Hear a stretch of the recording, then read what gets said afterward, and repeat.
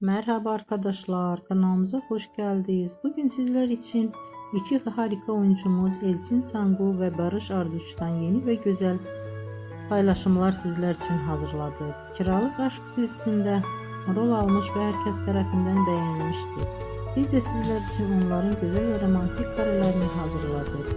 Bu videoların devamlı gelmesini istiyorsanız da kanalımıza abone olup yorum yazmayı unutmayın.